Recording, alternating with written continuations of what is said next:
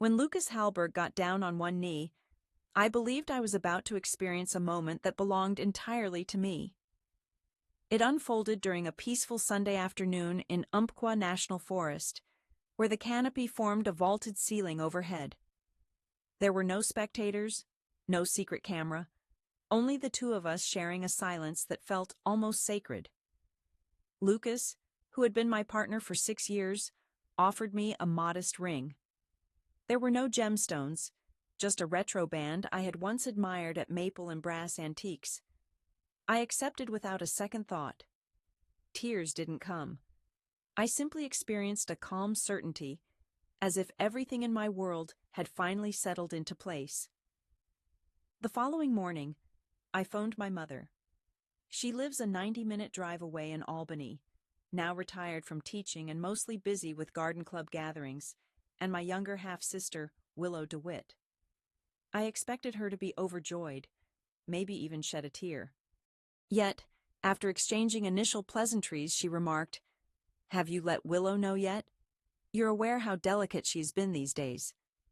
That was all my mother said. No words of celebration, no requests for details, just a gentle exhale and a name that didn't belong to me. Willow is 23, my mother's child from her marriage to Robert DeWitt. I remembered that she used to be into lifestyle influencing, or at least, she had been.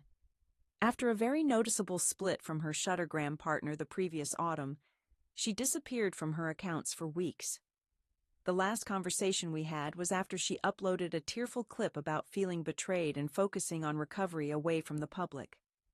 So perhaps, to Carolyn, my engagement seemed sadly timed for Willow. I hesitated, expecting more from my mother, but she stayed silent. I can still picture myself peering at the handset, debating whether it hurt more that she viewed my happiness as a problem, or that she truly had no idea I was in pain. I let it roll off.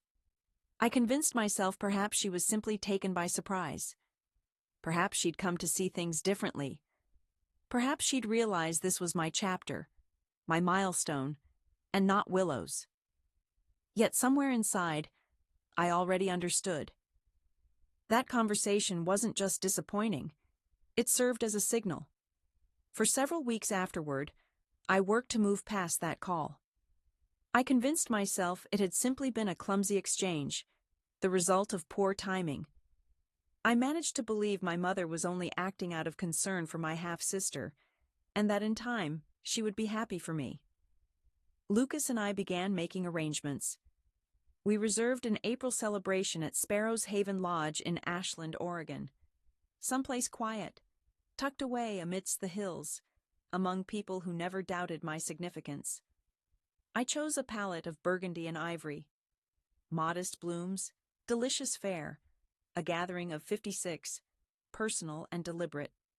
That's when Willow revealed her own engagement, precisely 4 weeks after my own announcement. Her post across Shuttergram instantly took off. On top of a roof, fingers intertwined with a man I'd never laid eyes on before. The caption read, "When you feel it, you feel it. April just can't come soon enough." His name was Riley Carter, and I learned he worked as a DJ out of Salem. They had first crossed paths at a kickoff event 3 months before. I kept silent. I didn't voice my thoughts when she reserved a spot at Oak Valley Vineyards, only 9 mi from ours. I held my tongue when I heard she had hired Blushing Bough Florals, the florist I'd been meeting with for weeks. I remained quiet upon seeing her post a photo of a gown eerily close to my chosen dress, complete with a lacy back and cap sleeves. Friends began messaging me, asking, "Wait, didn't you already pick that dress style? Isn't that your venue?" I just smiled and replied that it was pure chance. I decided to give her the benefit of the doubt, just as I'd always felt I should. But deep down there was something contorted. It wasn't really envy, nor was it true rage. Instead, it was that well-known soreness I felt when I realized my role in the family wasn't merely ignored, but deliberately replaced. Willow DeWitt always did have a penchant for theatrics. When we were children, She once told our teacher that I had hit her simply because she didn't approve of the grade I received. At age 16, she totaled our neighbor's car and let me shoulder the blame until Robert DeWitt, my stepfather, discovered her dishonesty. Even then, I kept quiet. She held her celebration in March, an extravagant, overly filtered affair broadcast live through her Shuttergram accounts.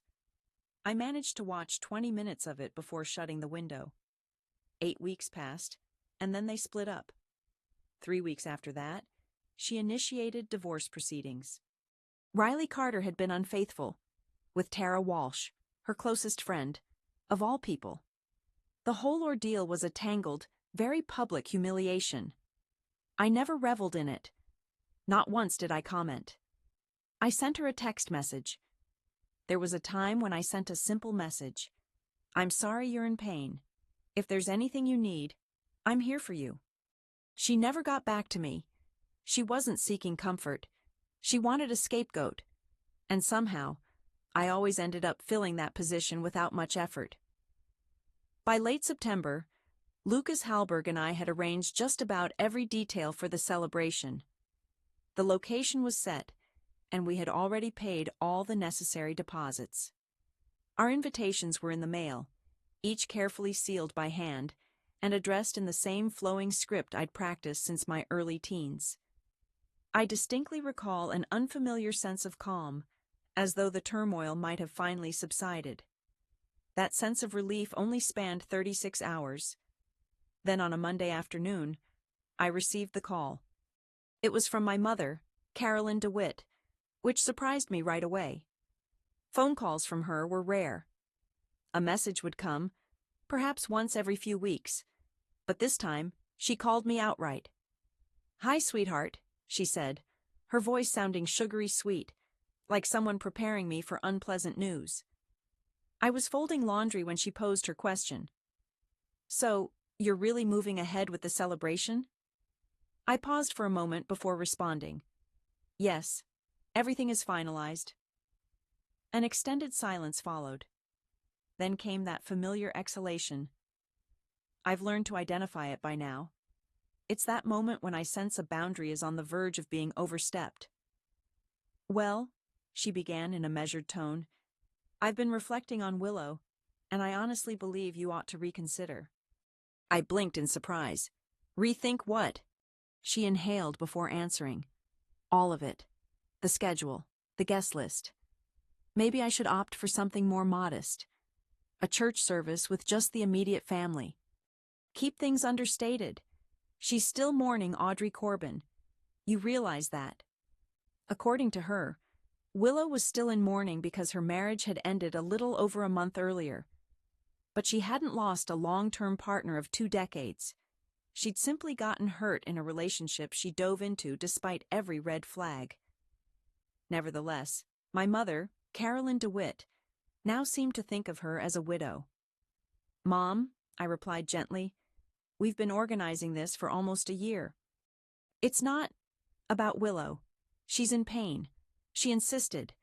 She was in tears all night after seeing your invitation." That was the moment I recognized the familiar sting of guilt, the one that murmurs, "If someone feels bad, it's because of you." I maintained a steady tone. "That's not right. This celebration isn't about her." She retorted, "If I truly cared about my sister, I would postpone until she recovered a bit more." I hung up shortly after that. Later that evening, Lucas Halberg stepped into the room with his phone in hand, his brow creased. "Your mom reached out to me," he said. I froze in place. "Come again?" He told me. "She said she was being reasonable, that I'd understand why a big celebration could upset Willow, that maybe I could persuade you to make it smaller." I collapsed into a chair. "She phoned you without telling me." He confirmed with a nod. I told her no, that we were sticking with our plans. I forced down the lump swelling in my throat. The situation had grown beyond just considering my half-sister's emotions. Now it was about a quieter kind of power, gentle pressure laced with guilt. And I was finished allowing myself to be steered by that. By Harvest Festival, the atmosphere had gone from uneasy to truly unbearable. I started picking up on it in small, understated ways. One cousin who would normally check in every so often suddenly stopped answering my texts. Aunt Vivian, who was always first in line for updates on the celebration, only sent a short, blurry note. Maybe just give Willow space. She's endured so much. That same sentence echoed from everyone around me. She's endured so much. As if my engagement were suddenly an act of aggression. After that, the rumors began. My cousin Rachel Forbes, to her credit, kept me in the loop as best she could. Willow's been calling around, she murmured over the phone. She says I set my date for the celebration just to make things worse for her. That I always try to outdo her. It felt like someone had knocked the wind out of me. It had been several weeks since I last spoke with Willow DeWitt. We'd set our date nearly 12 months earlier, long before Willow's sudden engagement or breakup. But logic meant nothing now. What people thought mattered more than the truth, and Willow was casting me as the antagonist. When I shared all this with Lucas, he didn't react with surprise. She needs someone to hold responsible, Lucas said, and you've always been an easy mark for her. Harvest Festival dinner took place at Aunt Lillian's home that year. I nearly skipped it, but Lucas talked me into attending. You're just as welcome there as anyone, he reminded me. Reluctantly, I went, feeling tense the entire 90-minute drive. Everyone seemed more rigid than usual. Willow had already arrived by the time we got there, set up in the living room like a delicate, injured heroine. She was dressed entirely in white. Her hair looked flawlessly curled. She wore a blank but brittle expression, as though she might break at even the slightest touch. No one dared raise their voice. We welcomed her with courtesy. She offered a nod, barely speaking. I tried to stay unobtrusive, sharing a hushed conversation with Aunt Lillian about blooms, peas, ranunculus, wondering if they would survive in April. Suddenly, everything changed. Willow abruptly rose to her feet, shaking her head as tears welled up in her eyes. I can't do this, she blurted, her voice trembling and loud. I can't sit here listening to her talk about the celebration like nothing happened to me. Silence fell across the room. My mother, Carolyn DeWitt, rushed over and wrapped her arms around Willow without hesitation. Willow pressed her face into her palms and began to sob. She's right, Carolyn announced, fixing her eyes on me. You're being insensitive. You truly don't understand how much this is affecting her. My fingers curled tightly in my lap. I was suddenly aware that everyone was watching me. All I wanted was to let out a scream.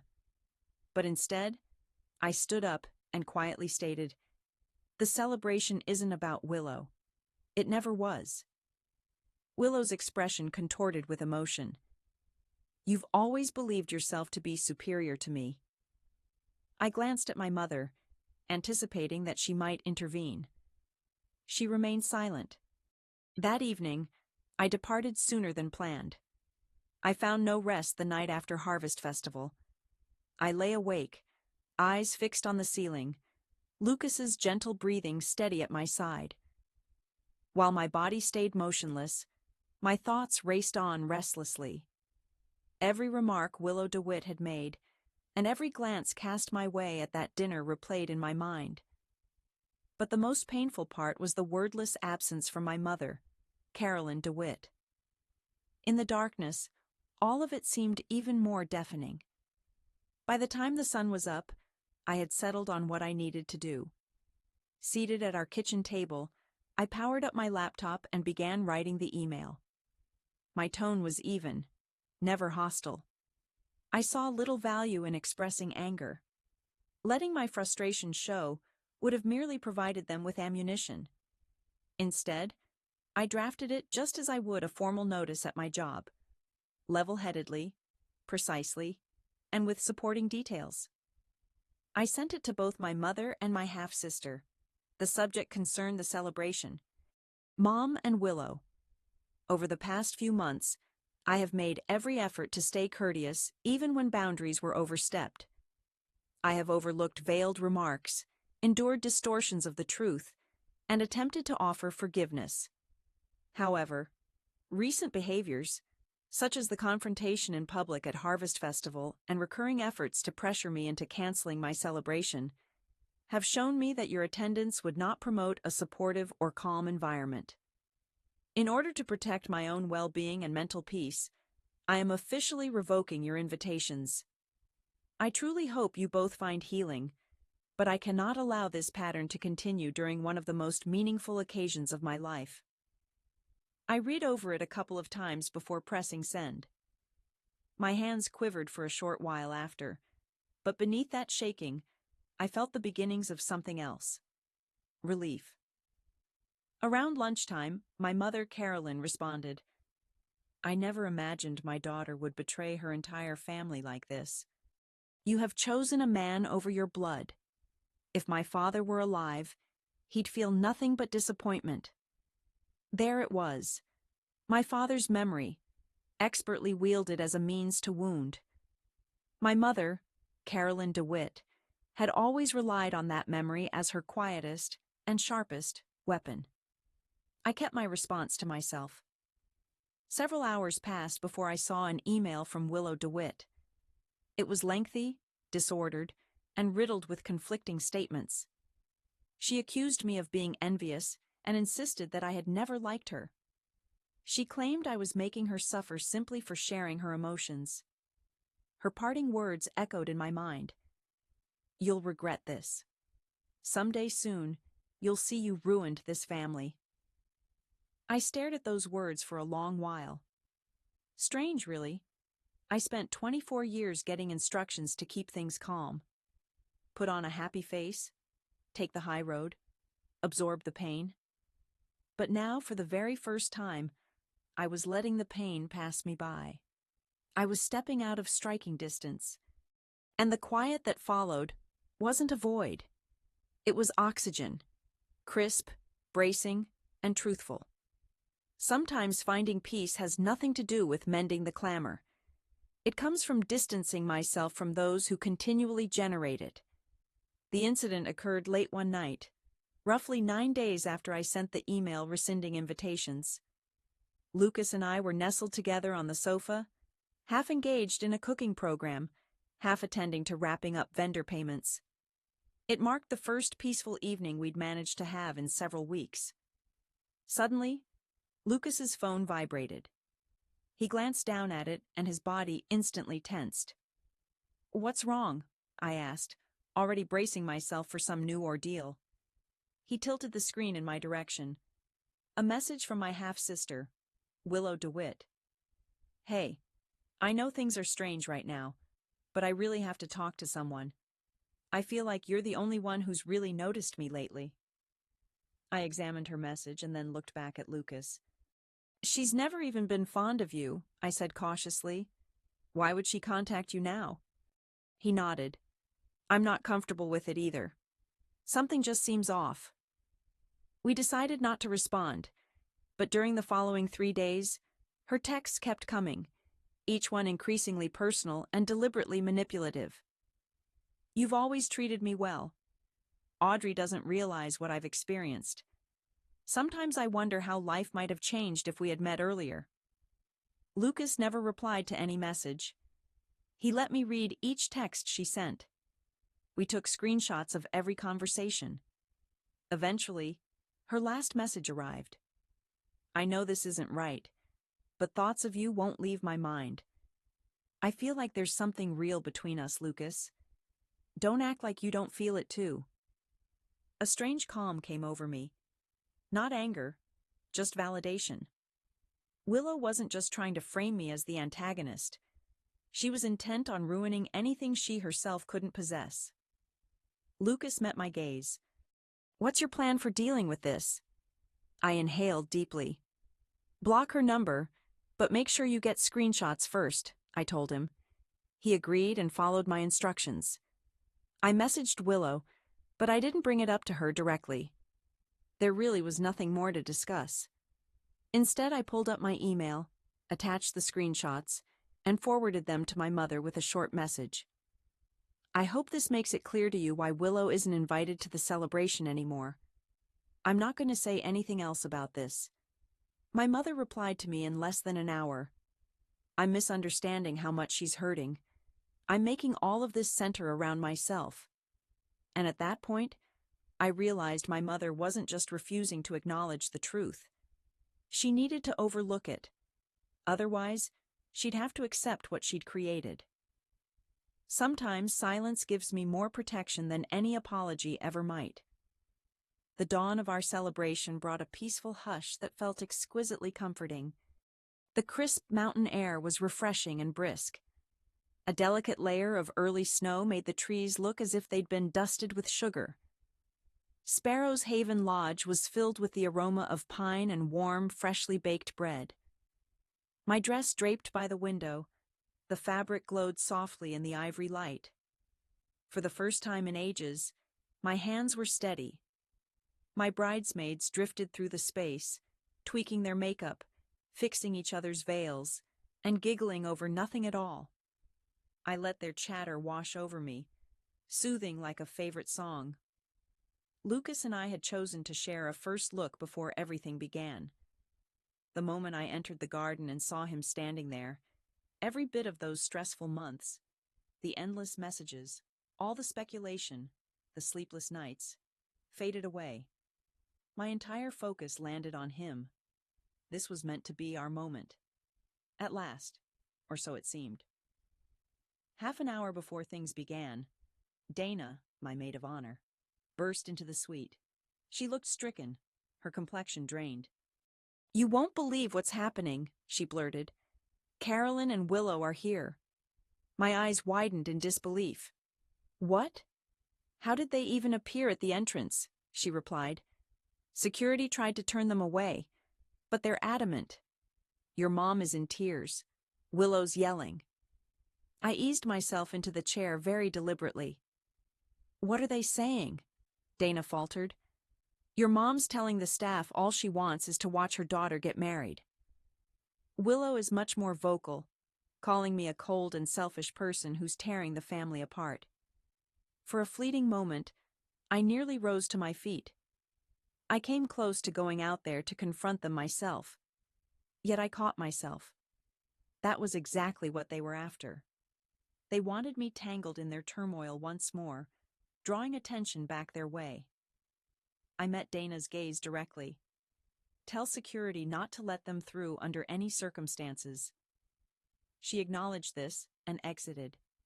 The faint sounds of Willow's voice, still sharp and rising, floated in from the driveway, piercing and climbing. "You'll regret this," I heard Audrey say. I knew I might regret shutting out my own family. Yet I remained in my seat.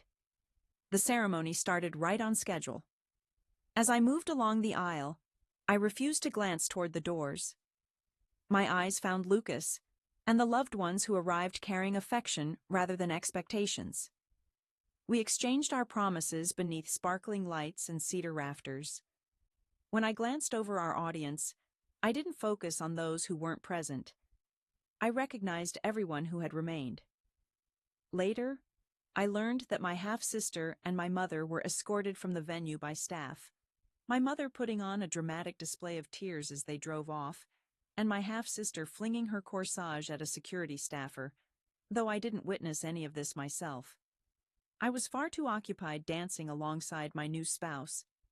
There are times when the boldest act is to defend my happiness unapologetically, without seeking approval. We returned to Driftwood Suites a little past 1 a.m. My hairstyle had begun to fall apart. I had already kicked off my heels. I was that special kind of tired that only true happiness brings. Instinctively, I glanced at my phone. 9 missed calls, 6 voicemails, each one from my mother. I chose not to listen to a single one. Instead, I tucked my phone into the nightstand drawer, switched off the lamp, and drifted off to sleep beside my husband. No longer anyone's fiancé, no longer a daughter hoping for acceptance. The morning after, As we were getting ready to leave for our brief honeymoon in Bend, my cousin Rachel Forbes gave me a call. "You're never going to guess what happened last night," she said, sounding winded with excitement. There had been a huge argument, the kind where people shouted at the top of their lungs. I immediately understood exactly who she meant, even without her explaining. Rachel went on. "After Willow and my mother, Carolyn DeWitt, were escorted out of the celebration, they returned home, and the issues that had been brewing for years finally shattered completely. Willow accused my mother of not trying hard enough to stop the celebration. She yelled that my mother should have forced me to call it off, should have put up more of a fight, declaring that everything that happened was my mother's responsibility. And for the very first time in what must have been years, my mother, Carolyn DeWitt, had resisted. She told Willow DeWitt to quit putting the blame on others for the chaos she created herself. She said it was time for her to mature, to accept accountability. The argument concluded with my mother, Carolyn DeWitt, throwing Willow out of the house. Rachel Forbes said she's with a friend now. Truthfully, nobody is chasing after her." I sat at the end of the bed just listening, not upset, not shocked, simply finished. I'd spent my whole life being the one who compromised, who made peace, who let go so Willow could feel complete. Now that I had removed myself, they had begun fighting each other. This wasn't payback. It wasn't a win. It just felt inevitable. At the celebration, we left a small seat reserved near the fireplace with a name card gently set on the cushion. Willow DeWitt. That seat remained vacant the entire evening. No one questioned it. No one made any effort to occupy it. Strangely enough, that turned out to be the truest moment of them all. She had always been present in my life,